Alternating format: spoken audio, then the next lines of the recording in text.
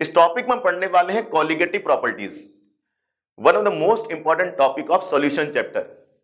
इससे पहले कि हम कॉलिगेटिव प्रॉपर्टीज की डेफिनेशन को समझें तो सबसे पहले हम ये देखेंगे कि किन किन प्रॉपर्टीज को कॉलिगेटिव प्रॉपर्टीज का स्टेटस मिला है, किन किन प्रॉपर्टीज को कॉलिगेटिव प्रॉपर्टीज कहा जाता है।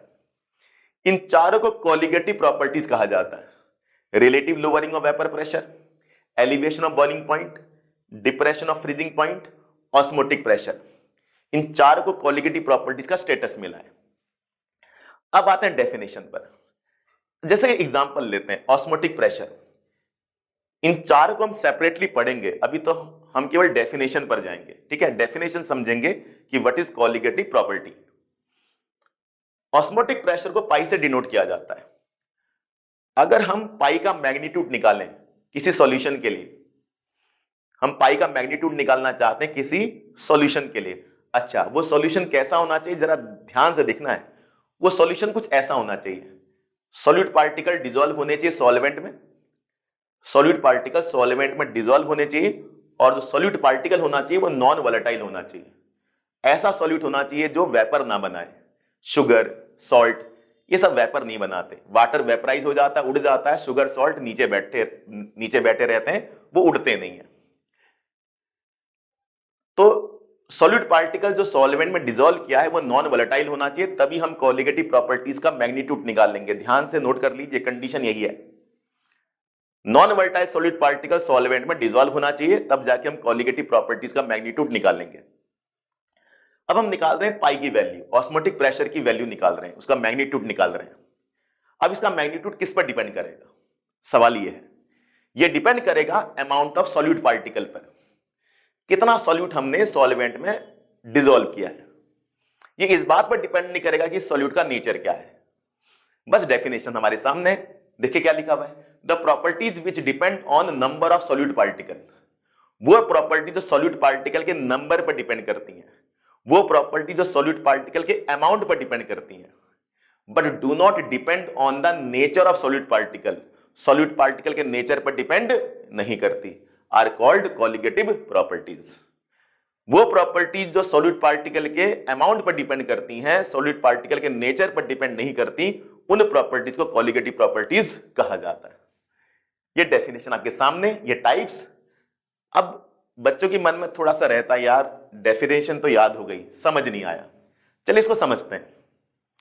हमने क्या किया, यूरिया ले लिया, शुगर ले लिया। यूरिया शुगर क्या है, नॉन वोलेटाइल सॉल्यूट, याद रखिएगा। अब हमने यूरिया को डिसॉल्व किया वाटर में, शुगर को डिसॉल्व किया वाटर में, सॉल्यूशन बना दिया।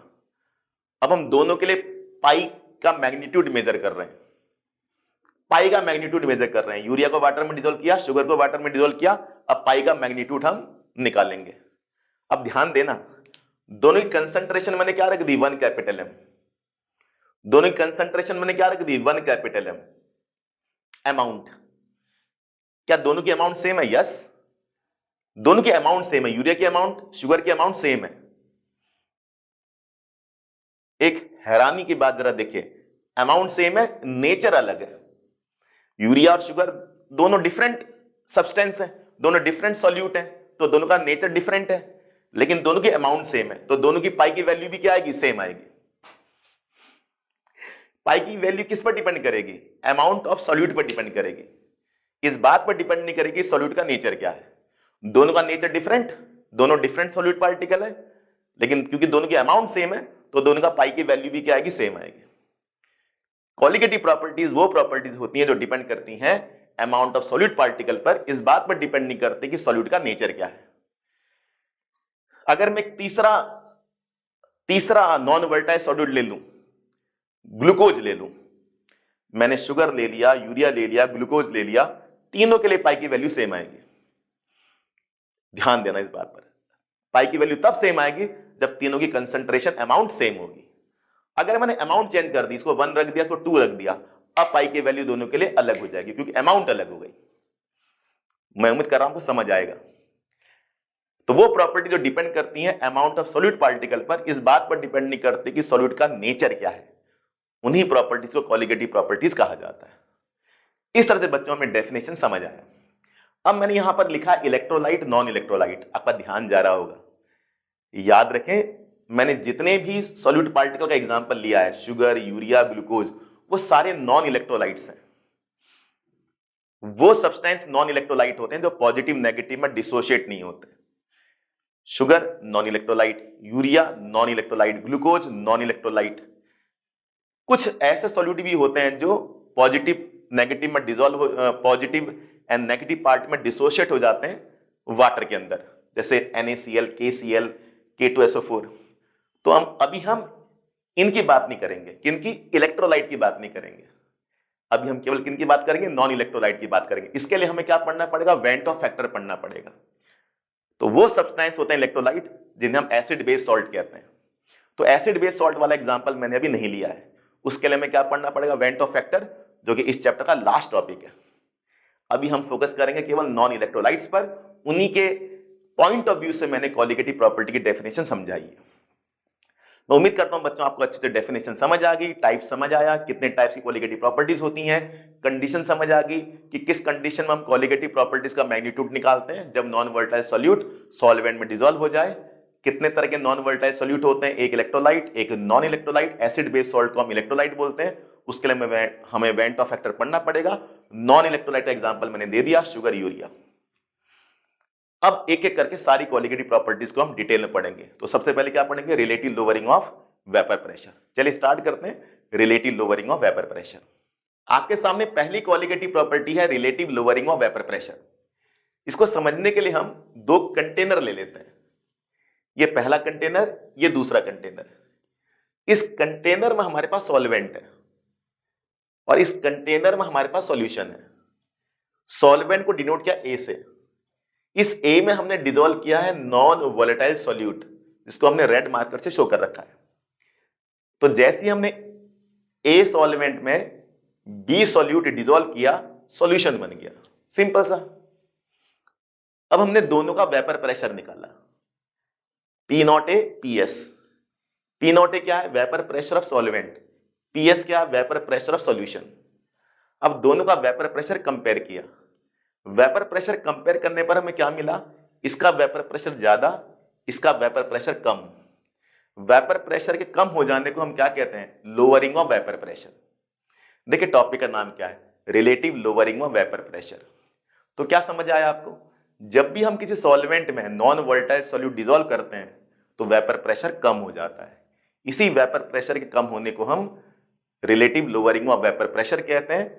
अभी जो हमने पढ़ा है वो लोअरिंग ऑफ वेपर प्रेशर पढ़ा है। रिलेटिव शब्द का मतलब अभी हम समझेंगे बाद में। अभी हमने केवल इतना पढ़ा कि what is the lowering of vapour pressure. तो वेपर प्रेशर ऑफ सॉल्यूशन कम होता है, वेपर प्रेशर सॉल्वेंट ज्यादा होता है। मैं उम्मीद करता हूं बच्चों आपको अच्छे से समझ आया। तो सॉल्यूशन का वेपर प्रेशर कम, सॉल्वेंट का वेपर प्रेशर ज्यादा। ये देखिए, ये ज्यादा, ये कम। P0A minus PS, lowering of vapour pressure. अब इसका रीजन क्या है? इसका रीजन बड़ा सिंपल है, जरा देखिए। सॉल्वेंट तो बेचारा अकेला है, कुंवारा है, इसकी शादी नहीं हुई है। तो जब इसके वेपर बनेंगे तो आजादी से बनेंगे। सॉल्वेंट मॉलिक्यूल आजादी से मूव करेंगे और जितना ज्यादा सॉल्वेंट मॉलिक्यूल आजादी से मूव करेंगे उतना ज्यादा वेपर प्रेशर आएगा। सॉल्वेंट के उड़ने को क्या कहते हैं? Escaping tendency. एस्केपिंग टेंडेंसी का मतलब होता है उड़ना। तो सॉल्वेंट मॉलिक्यूल ज्यादा आजादी से उड़ेंगे। अब सॉल्यूशन की बारी आई उड़ने की। सॉल्यूशन के का जो कंटेनर है, उस कंटेनर में हम देख रहे हैं कि सॉल्वेंट मॉलिक्यूल के रास्ते में सॉल्यूट आ गया है। अब सॉल्यूट के आ जाने से क्या होगा? सॉल्वेंट मॉलिक्यूल का उड़ना कम हो जाएगा। किसके कंपैरिजन में? जब सॉल्वेंट अकेला था। तो एस्केपिंग टेंडेंसी, उड़ने की क्षमता कम हो गई। इसी एस्केपिंग टेंडेंसी के कम होने को हम कहते हैं लोअरिंग ऑफ वेपर प्रेशर।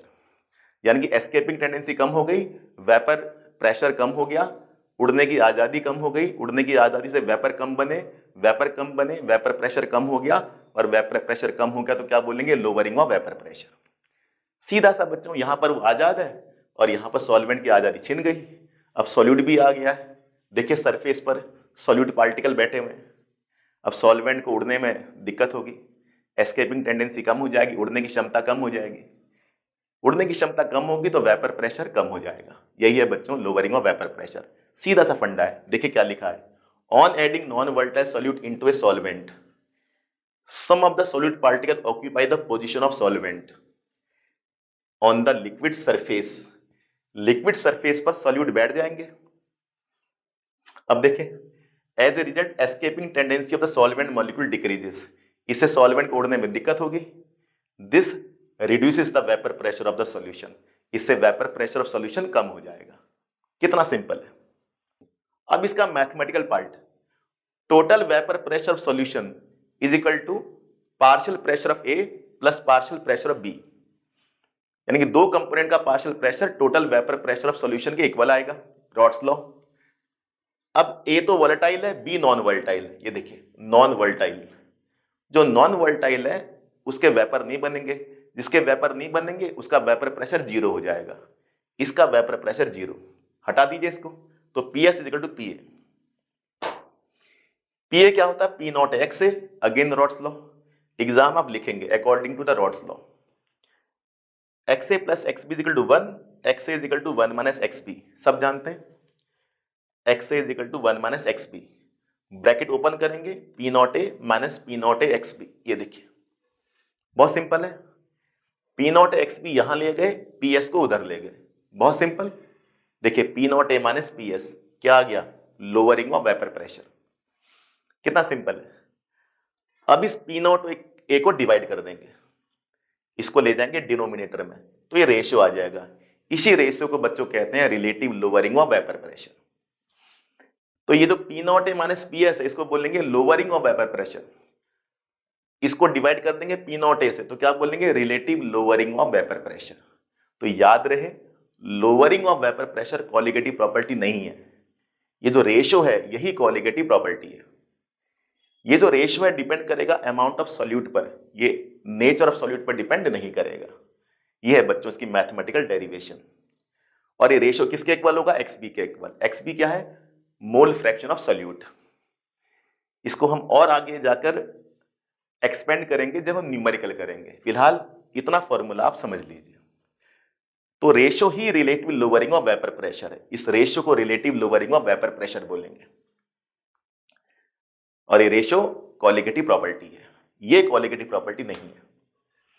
तो क्या समझ आया, जब भी हम किसी सॉल्वेंट में नॉन वोलेटाइल सॉल्यूट डाल देंगे तो vapour pressure of solution decrease हो जाएगा, इसी वेपर प्रेशर के डिक्रीज होने को लोअरिंग ऑफ वेपर प्रेशर बोलेंगे, और इस रेशियो को relative lowering of vapour pressure बोलेंगे। एक और कंटेंट के साथ हाजिर होंगे बच्चों, थैंक्स फॉर वॉचिंग दिस।